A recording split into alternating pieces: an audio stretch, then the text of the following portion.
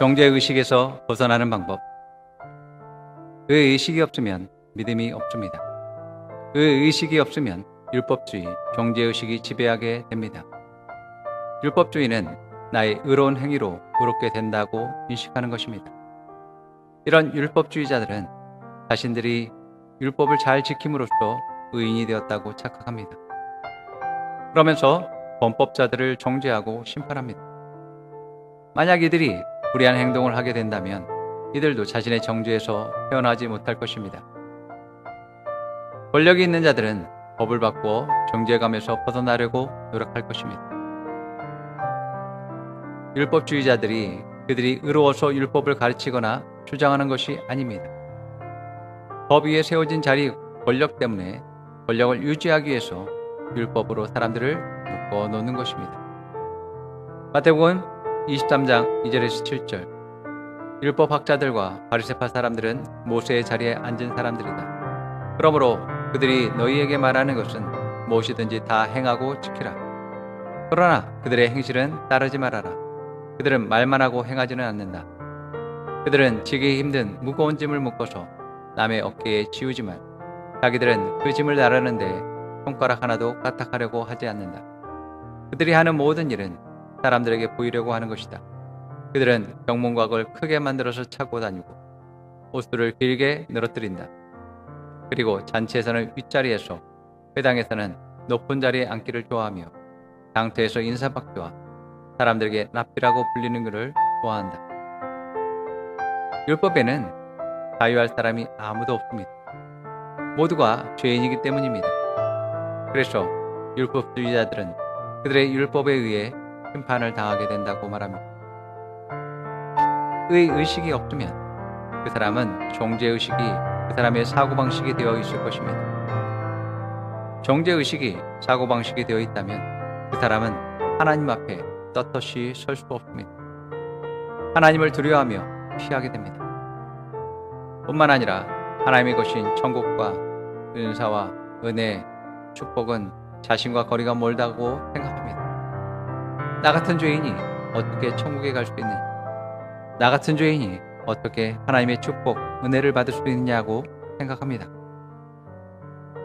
오늘날 천국에 대한 확신이 없는 사람이 많습니다. 지금 죽으면 천국에 갈 수 있습니까? 라고 물어본다면 글쎄요, 착한 일을 별로 안 해서 라고 말합니다. 정죄의식이 있는 사람들은 하나님 말씀을 들을 때 항상 자신을 정죄하고 슬퍼합니다. 이분들은 하나님에게도 고개를 들지 못하지만 사람들에게도 떳떳하지 못하여 자신이 하나님의 사람이라는 것을 말하지 못합니다. 결국 정죄의식에 사로잡힌 사람은 하나님의 일을 할 수 없습니다. 의식이 없는 사람들은 말씀을 먹지 못하기 때문에 믿음도 없습니다. 믿음이 없기 때문에 세상에서 능력 있게 승리하는 삶을 살지 못합니다. 정죄의식이 가득한 사람은 하나님 말씀을 들어도 할 수 없는 것들이고 불가능한 것이며 나에게는 맞지 않는 것이라고 말합니다. 그래서 믿음이 없기 때문에 삶에서 결과가 많지 않습니다. 기도응답, 주님의 임재, 형통하는 삶, 사명에 있어서 결실들이 없습니다. 어떤 집에 두 아들이 있었습니다. 어느 날 둘째 아들이 아버지에게 아버지의 재산을 미리 나누어 달라고 합니다. 아들은 아버지 집에서 일하는 것이 싫었습니다. 놀고도 싶고 자유롭게 살고 싶었습니다.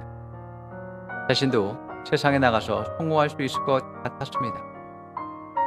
아마도 아버지는 아들이 실패할 것을 알았을 것입니다. 그렇기 때문에 매일같이 대문 앞에서 기다린 것일 것입니다. 아버지는 실패할 줄 알았어도 둘째에게 재산을 나누어 주었습니다. 가슴 아프지만 가르침을 듣지 않을 때는 삶의 고난과 역경이 아들을 성장하게 할 것이라고 믿게 됩니다. 상자는 아버지의 재산을 가졌을 때 세상의 모든 것을 가진 기분이었을 것입니다. 돈이면 친구도 만들 수 있고 자신을 칭찬하고 좋아하며 따르는 사람들이 있었습니다. 많은 여성들의 환대, 칭찬, 박수가 있었습니다. 둘째 아들은 사업에 성공하기보다는 돈이 주는 즐거움에 빠졌습니다. 결국 아버지의 재산을 모두 탕진하고 돼지우리에서 살게 됩니다. 돼지가 먹는 열매를 먹고 돼지와 함께 삽니다. 이런 상황에서 아버지는 매일같이 둘째 아들을 기다립니다. 그러나 아들은 집에 갈 수 없었습니다. 왜냐하면 정죄의식이 그 아들을 사로잡고 있었기 때문입니다. 나는 아버지의 재산을 탕진했어. 나는 아버지와 형과 가족들을 실망시켰어. 나는 아버지를 실망시키고 불행하게 만들었어. 성공하고 싶었고 아버지의 돈만 있으면 성공할 수 있을 것 같았습니다. 자신에 대한 정죄감, 열등감, 자책감이 가득했습니다. 이로 인해 돼지우리에서 빠져나올 수 없었습니다.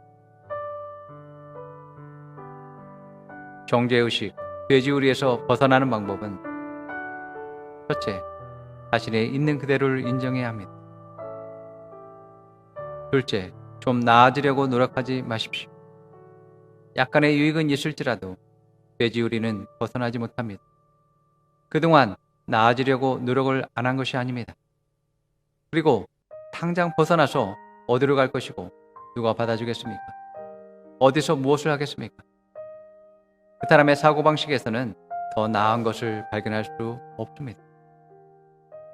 셋째, 사고, 인식을 전환하기 위해서는 자신의 생각을 부정하고 승리한 분의 의식을 가져야 합니다. 우리가 어떤 문제에 직면했을 때 그 문제를 계속 고민하고 염려하고 걱정해서 해결되는 것이 아닙니다. 대부분 문제 밖에서 답이 있습니다. 상자가 돼지우리에서 벗어나는 방법은 자신의 정죄의식이 아니라 아버지의 사랑, 의의 눈으로 자신을 보는 것이었습니다. 비록 탕자는 온전한 아버지의 일을 깨닫지 못했지만 아버지에게 속한 종들을 생각하면서 종들도 아버지 집에서는 자유와 평안과 기쁨이 있었음을 떠올린 것입니다. 그래서 탕자는 아버지의 종이 되겠다고 결심하고 종의 옷과 종의 일과 종의 급여를 바라보며 돼지우리를 박잡고 나왔습니다. 그러나 탕자가 집에 와서 느낀 것은 그동안 자신이 잘못 알고 있었다는 것입니다. 아버지는 내가 생각했던 분이 아니었습니다. 아버지는 나의 실수와 실패와 상관없이 사랑하는 분이었습니다. 자신은 세상에서 성공하기 위해 고민하고 애를 써왔는데 아버지 안에서 자신은 이미 성공한 사람이었다는 것을 깨달았습니다. 과연 내가 무엇을 쫓았던가? 내가 생각하는 성공, 행복은 과연 무엇인가? 이것을 다시 생각하게 되었습니다.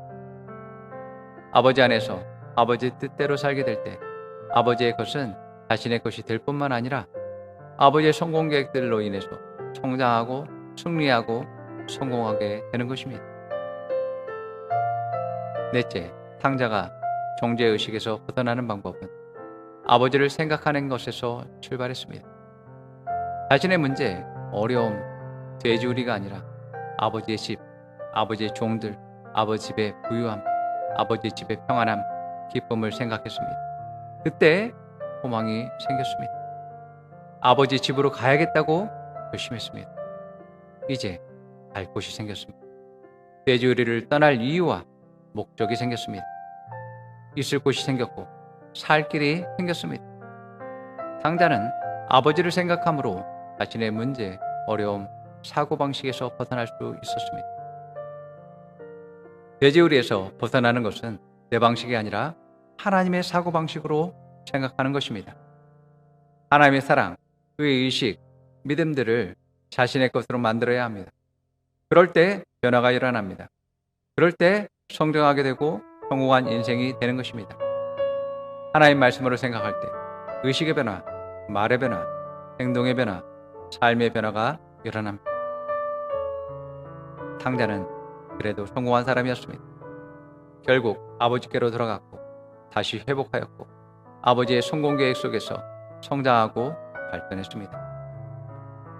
그렇지 못한 많은 탕자들이 너무나 많습니다. 여전히 정죄의식, 돼지우리에서 벗어나지 못하는 사람들이 많습니다. 벗어나고 싶지만 더 나은 것이 무엇인지 모르겠고 어떻게 하는지 모릅니다. 여전히 그러한 사고방식을 버리지 못하고 있습니다. 따라 고백하세요. 나는 하나님의 생명과 본성을 가졌습니다. 나는 거듭났습니다. 나는 하나님의 의를 가졌습니다. 나는 의인입니다. 나는 내가 누구인지 압니다. 나는 빛입니다. 나는 내가 어디에 있어야 하는지 압니다. 나는 내가 무엇을 해야 하는지 알고 있습니다. 나는 빛을 바랍니다. 나는 착한 행실을 나타냅니다. 아버지는 나를 사랑하십니다. 아버지 안에서 나는 성공한 사람입니다. 아버지의 계획은 성공의 계획입니다. 아버지의 계획은 승리의 계획입니다.